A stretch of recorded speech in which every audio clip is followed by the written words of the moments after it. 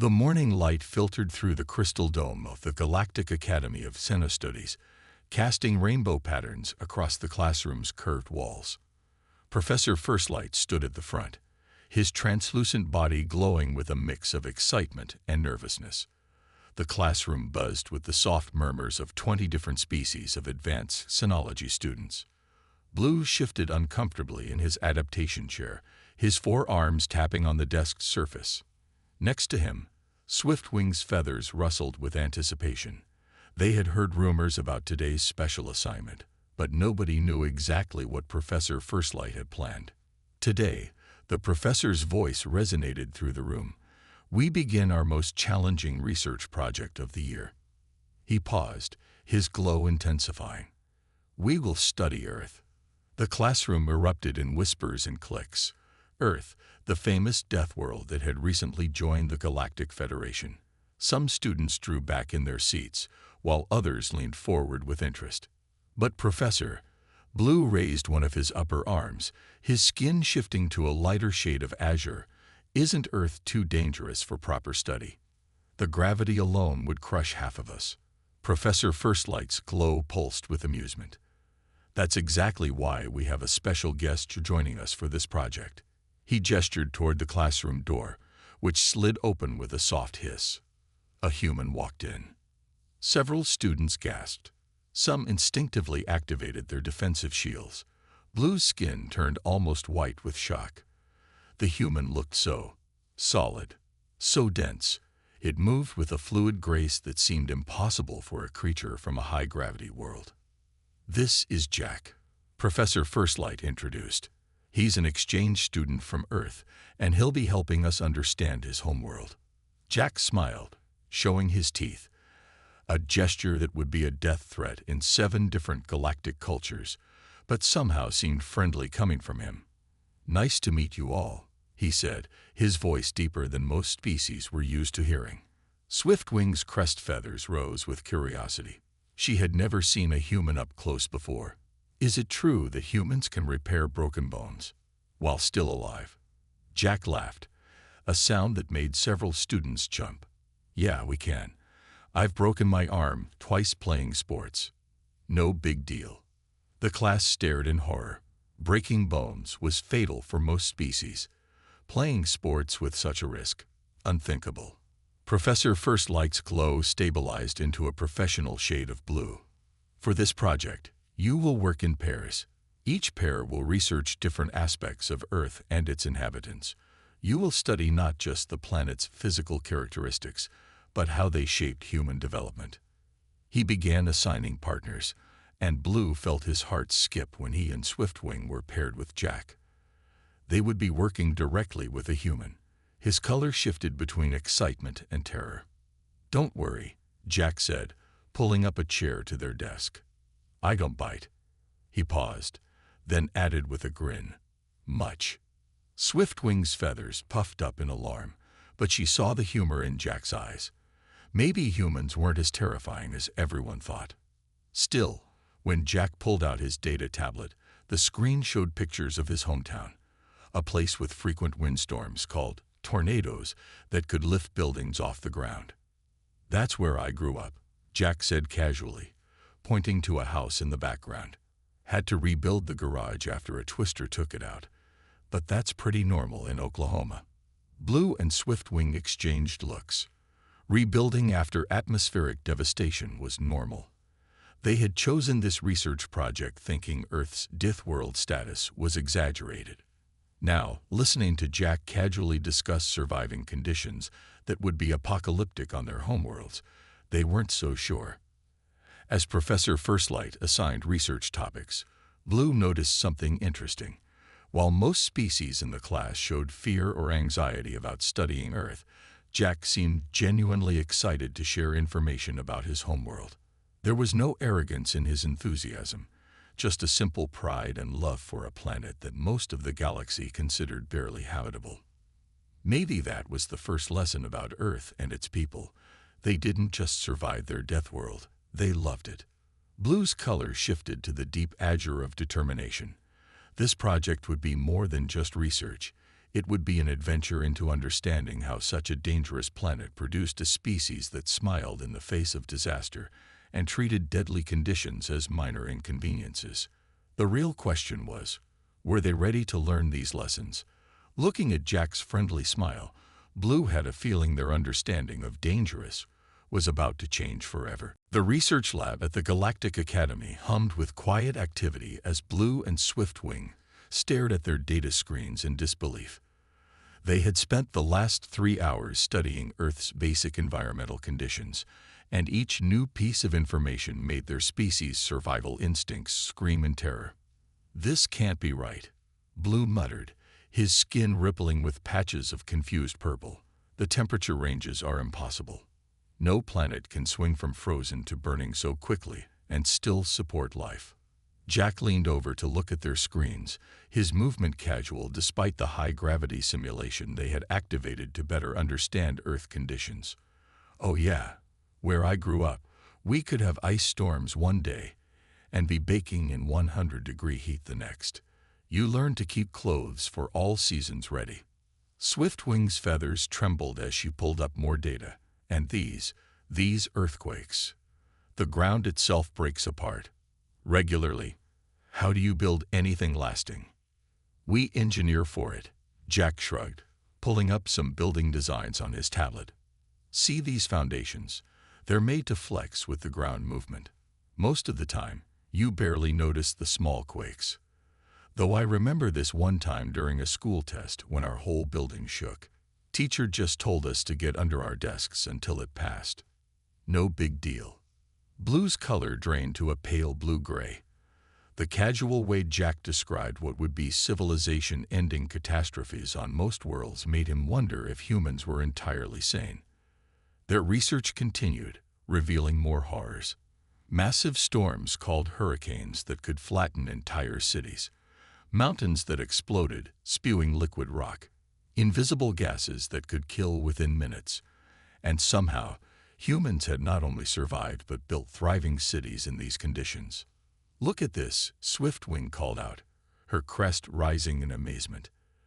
"They have special teams that fly into the storms to study them. They chase tornadoes in vehicles. They lower themselves into volcano vents." Jack grinned, pulling up a video his uncle had taken of storm chasers at work. "Yeah, that's how we learn about them.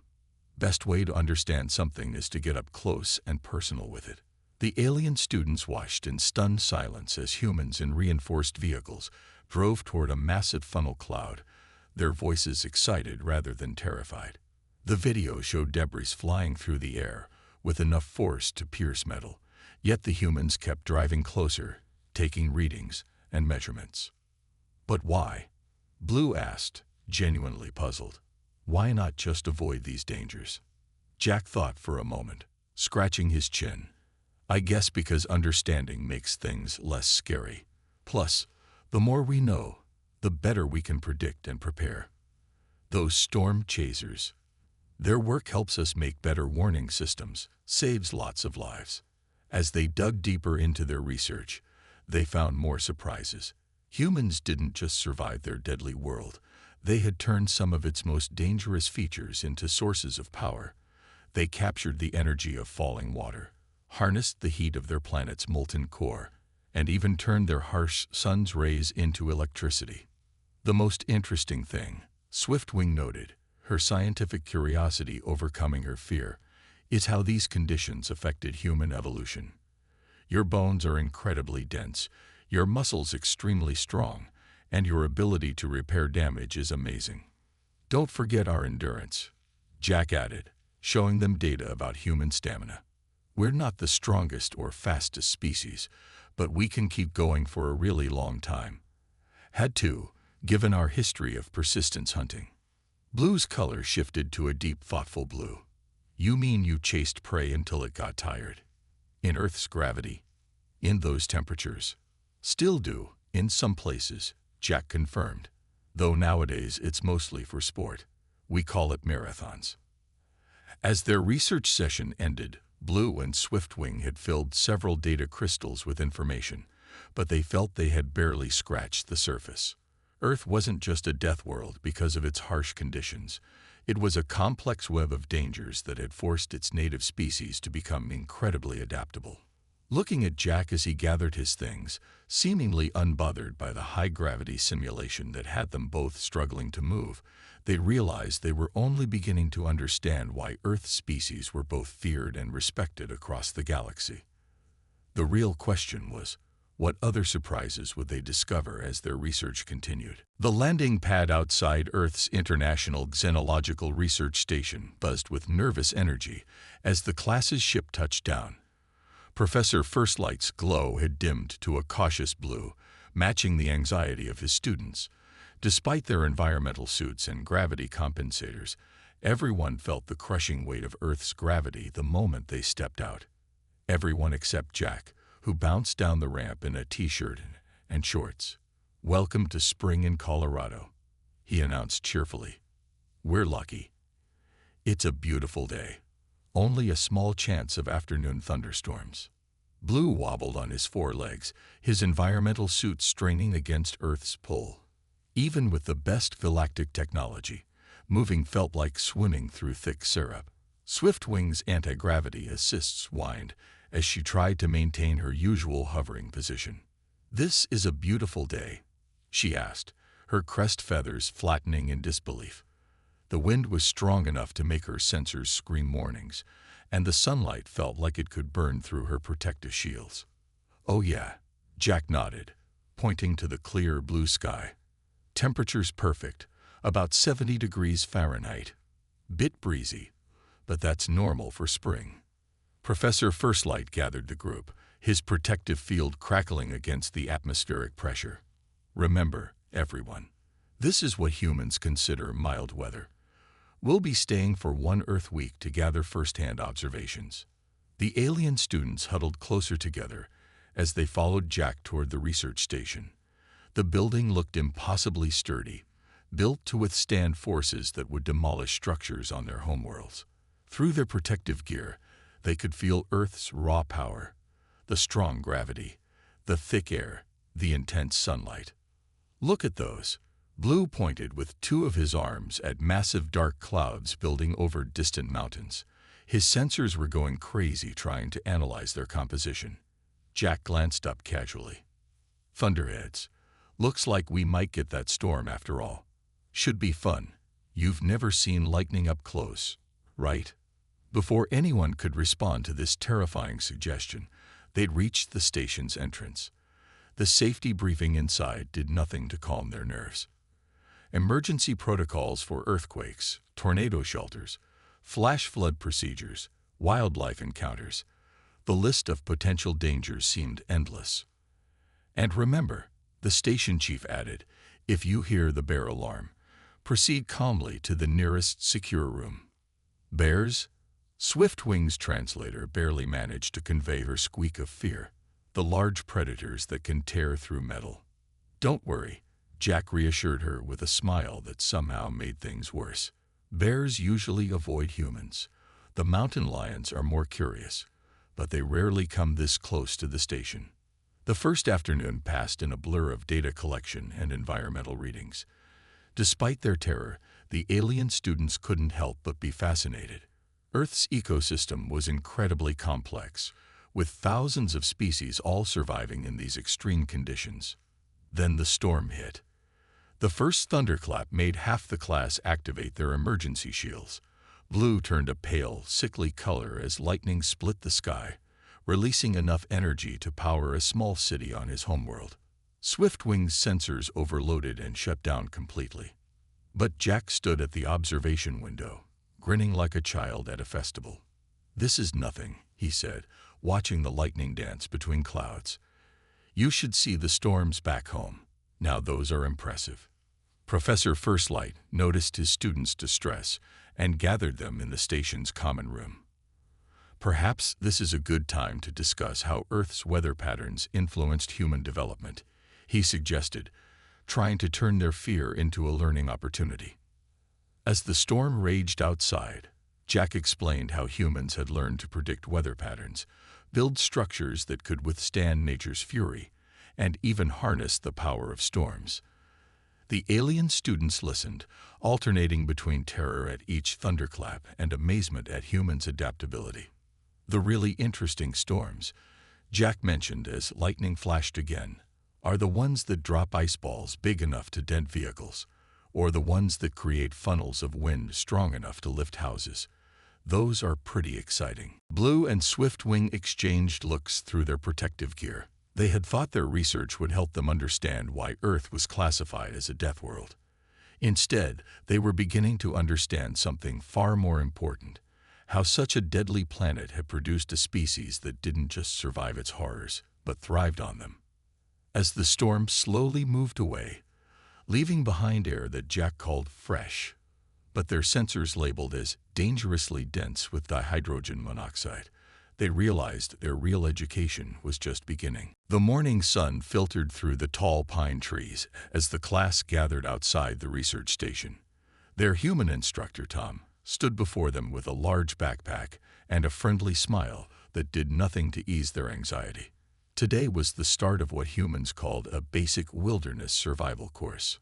First rule of survival, Tom began, holding up a small red berry, is knowing what you can and can't eat. Earth has lots of plants that can kill you in minutes. Blue's color shifted to a nervous green as he recorded the information. The idea that deadly toxins could be hidden in such tiny, innocent-looking things was terrifying. His species had evolved on a world where food was clearly color-coded by danger level. On the bright side, Jack added helpfully, most poisonous berries taste bitter. If you're not sure, it's best not to eat it. Swiftwing's crest rose in confusion. But how do you know what bitter tastes like if eating it might kill you? Trial and error over thousands of years, Tom explained casually. Our ancestors figured it out the hard way. Now we teach it to kids in summer camp. The alien students stared at Jack in horror. Human children were taught to identify deadly substances as a recreational activity. The course continued with other basic survival skills. They learned about finding clean water, though the concept of water falling freely from the sky still amazed them. Tom showed them how to build shelters against Earth's extreme weather, find safe paths through dangerous terrain, and identify signs of large predators. See these claw marks? Tom pointed to deep scratches on a tree trunk. Fresh bear marks, probably marking territory. The class huddled closer together, their protective gear humming with heightened power. Even Professor Firstlight's glow dimmed to a worried purple. Don't worry, Jack said, noticing their fear. Bears usually leave you alone if you make noise and travel in groups. The mountain lions are the ones you need to watch out for. They're ambush predators. This attempt at reassurance failed spectacularly. The idea that Earth's apex predators had different hunting strategies, requiring different survival tactics, made several students activate their emergency beacons. Halfway through the day's lessons, the ground began to shake. While the alien students froze in terror, Tom merely paused his lecture about edible fungi and looked at his watch. Small tremor, he noted calmly. Maybe magnitude 3. As I was saying, these mushrooms are safe to eat, but those ones over there will give you horrible stomach pains. Blue's color had faded to an almost transparent shade. The ground moved, he whispered, and you're still talking about fungi. Well, yeah, Jack shrugged. It's just a little shake. Not even enough to knock pine cones down. Now, if you feel a bigger one coming, that's when you need to watch out for falling trees and rock slides. The course continued with lessons about finding direction using Earth's magnetic field, predicting weather changes by watching cloud patterns, and treating various injuries that humans apparently considered minor but would be fatal to most species. If you break a bone, Tom demonstrated with a splint, you can make one of these with branches and cloth. It'll help the bone heal straight. Swiftwing's translator crackled with disbelief. You mean you continue moving with broken bones? Have to, Jack said. Especially if you're far from help. Can't just sit around waiting for rescue. Weather might turn bad, predators might come, or you might run out of supplies.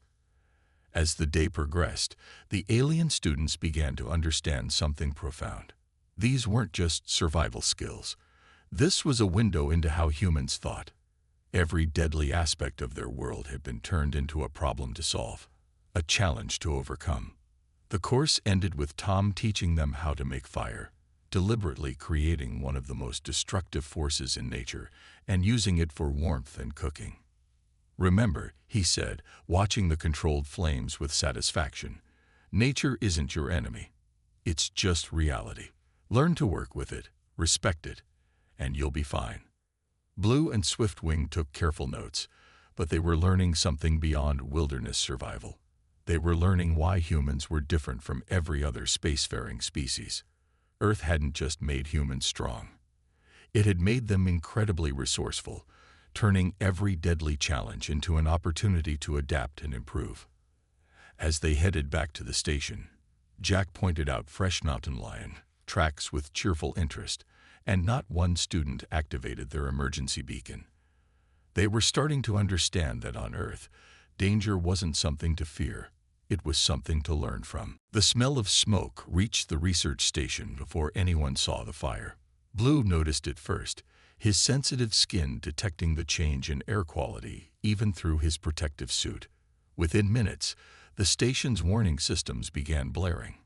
"Forest fire," the station chief announced over the speakers. "Moving northeast, currently 2 miles from our location. All non-emergency personnel prepare for evacuation."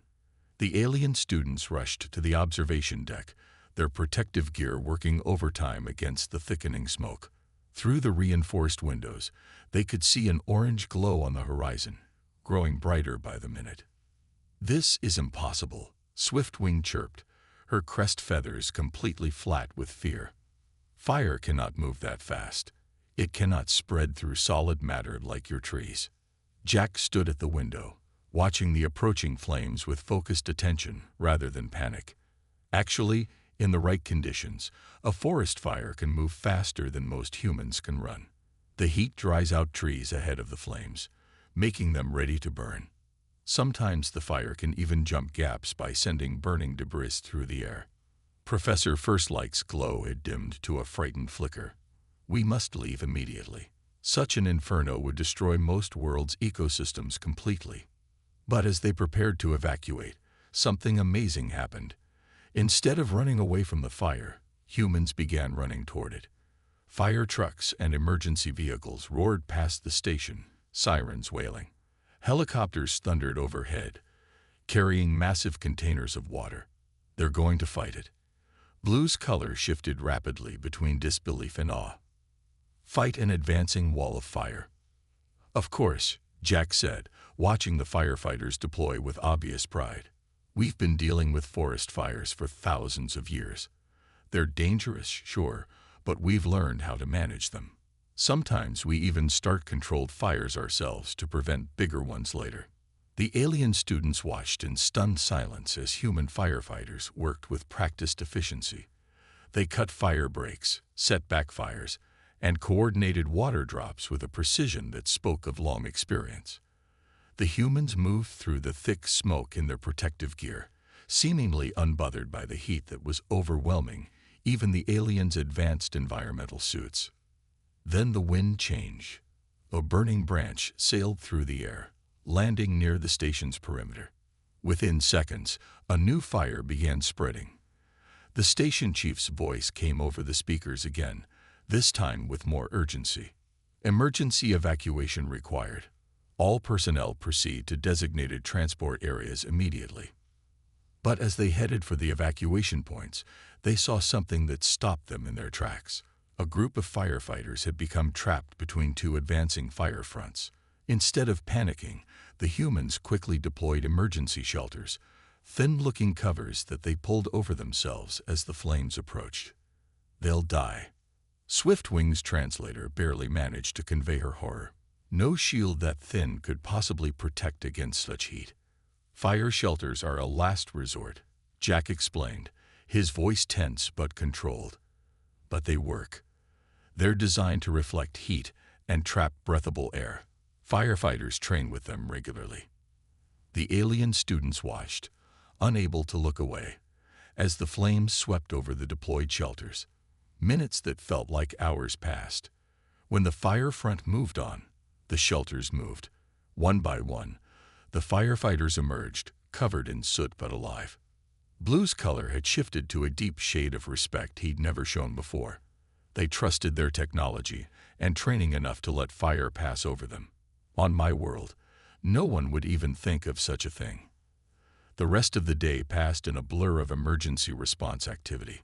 The humans not only stopped the fire's advance but began containing it, pushing it back with water, fire-retardant chemicals, and carefully controlled burning. By nightfall, the immediate danger had passed. The alien students gathered in the station's common room, watching through the windows as small teams of firefighters patrolled the scorched earth, extinguishing any remaining hotspots. "I don't understand," Professor Firstlight said, his glow slowly returning to normal.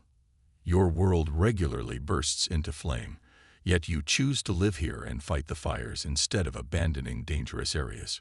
Jack smiled, watching the firefighters work. "That's because this is our home. We don't run from Earth's challenges. We learn from them, adapt to them, and sometimes we even find ways to make them work for us. Those burned areas, they'll grow back stronger than before. Fire's part of the natural cycle here." The aliens looked out at the blackened landscape, seeing it with new eyes. Earth wasn't just a death world because it was dangerous. It was a death world because it had created a species that saw every deadly challenge as something to overcome, study, and ultimately master. Back in their research lab at the Galactic Academy, Blue and Swiftwing spent hours reviewing their data from Earth, their screens filled with videos, measurements, and observations that seemed more incredible with each viewing.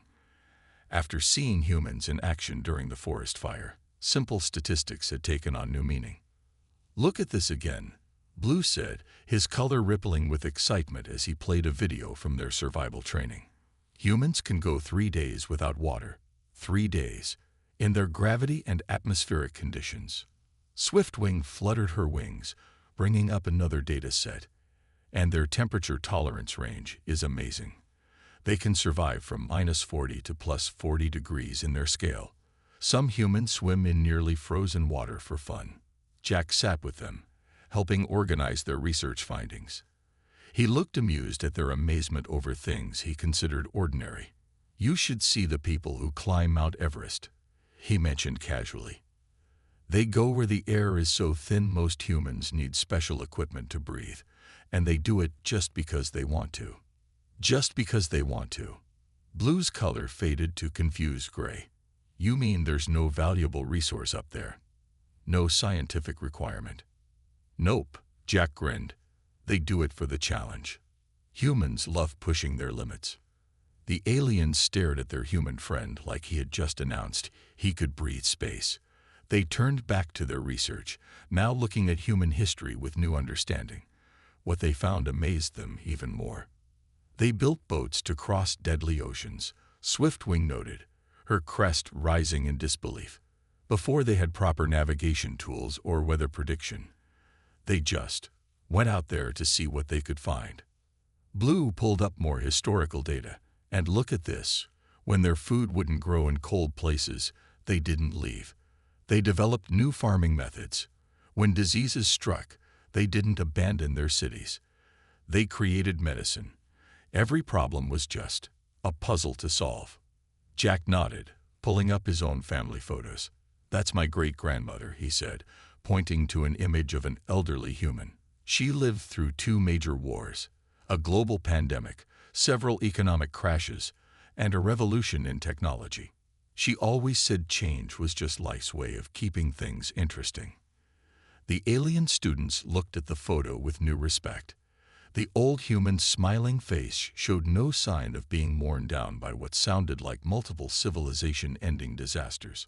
"But that's what we've been missing," Blue suddenly said, his color brightening with revelation. "We've been studying Earth as a death world, focusing on all its dangers. But for humans, those dangers weren't obstacles. They were opportunities." Swiftwing's feathers rustled with excitement as she caught his meaning. Yes, every challenge made them adapt and improve. High gravity gave them strong bones and muscles. Changing temperatures made them incredibly adaptable.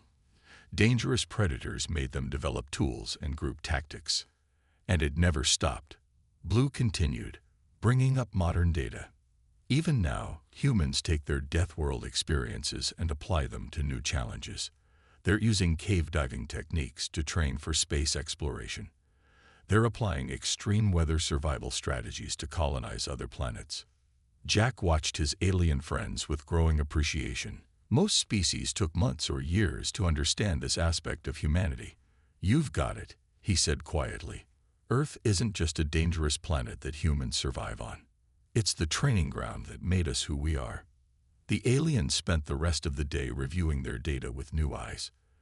They saw how Earth's constant challenges had created a species that didn't just endure hardship. They actively sought it out to improve themselves. Videos of humans running marathons, climbing mountains, and diving into deep caves weren't just records of crazy risk-taking anymore.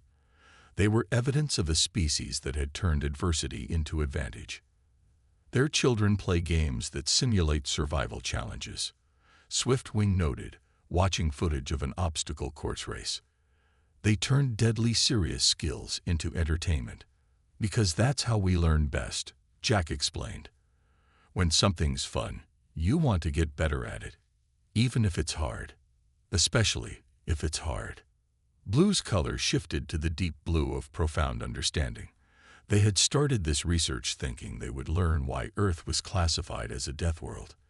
Instead, they had learned something far more important: why its people were becoming one of the most influential species in the galaxy. Earth hadn't just created survivors. It had created innovators who saw every challenge as a chance to grow stronger, smarter, and better.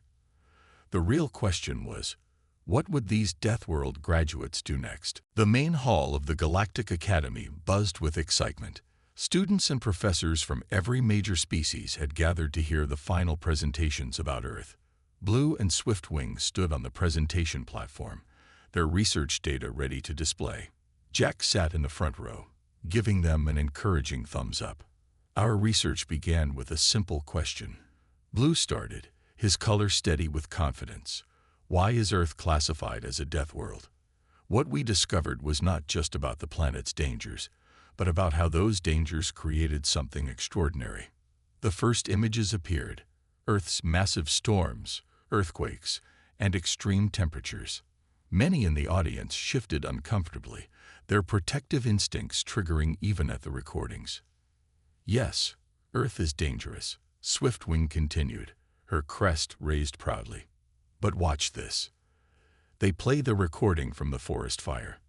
The audience gasped as humans ran toward the flames, fought back the inferno, and even survived being surrounded by fire. But instead of showing just the dramatic moments, they included what happened after, humans immediately starting to rebuild and restore the burned areas. "This is not just bravery," Blue explained, his color deepening to the rich blue of revelation. "This is adaptation. Where most species see only danger, humans see a problem to solve." Their presentation continued, showing how each of Earth's deadly features had shaped human development. High gravity had given them incredible strength and endurance. Extreme weather had made them remarkably adaptable. Dangerous predators had pushed them to develop complex tools and group strategies. "But here's what truly makes humans unique," Swiftwing said, bringing up new footage. "They deliberately seek out challenges, even when there's no immediate need." The screen showed humans climbing the highest mountains, diving into the deepest oceans, and running incredible distances through harsh deserts. The audience watched in stunned silence as humans pushed themselves to their limits simply to see if they could. "They call it sports or adventure," Blue explained. "They turn survival challenges into recreational activities. Their children play games that teach them how to handle dangerous situations. Even their entertainment simulates obstacles to overcome." The presentation shifted to show human technological advancement, how they had turned the varied forces that threatened them into sources of power, capturing the energy of rushing water, wind, and even their deadly sun. Most impressively, Swiftwing added, They share this knowledge freely. Their emergency response teams will help any settlement anywhere on their planet. They teach survival skills to anyone willing to learn. Their challenge-seeking nature has made them not just survivors, but teachers. Blue's color shifted to include proud streaks of gold. We went to Earth expecting to study a dangerous planet. Instead, we found a species that turns danger into opportunity. They don't just survive their death world. They thrive on it. And now they're bringing those skills to the stars. The final images showed humans helping establish colonies on other worlds, teaching other species their adaptation techniques, and working to solve galactic-scale problems with the same determination they showed facing Earth's challenges. Earth is not just a death world, Swiftwing concluded. It is a forge. Each challenge it presents has helped shape humanity into something remarkable.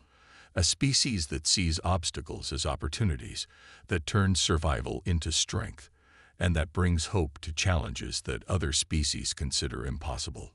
The audience sat in stunned silence for a moment before erupting in applause. Even Professor Firstlight's glow had brightened to an impressed white. In the front row, Jack smiled, but he wasn't surprised. He'd seen this realization happen before, the moment when other species understood that Earth's harshness was humanity's greatest gift. After the presentation, as the hall buzzed with excited discussion, Blue and Swiftwing joined Jack. "You know what's really interesting?" Blue said, his color showing thoughtful swirls. "When we started, we were terrified of Earth. Now, some of our class is talking about visiting again." Swiftwing's crest rose in agreement. "Because you showed us that facing challenges makes you stronger. That's the real lesson of Earth. It's not about the dangers. It's about how you face them." Jack grinned. "Want to know something funny? That's exactly why humans are so excited about space exploration. Every new planet, every new challenge. It's just another opportunity to adapt and grow." As they watched their classmates excitedly discussing future research possibilities, Blue and Swiftwing realized they had discovered something far more important than why Earth was a death world.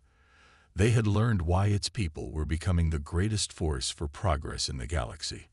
Because when you come from a world that constantly tries to kill you, and you learn to smile and wave back, there's no challenge too great to overcome.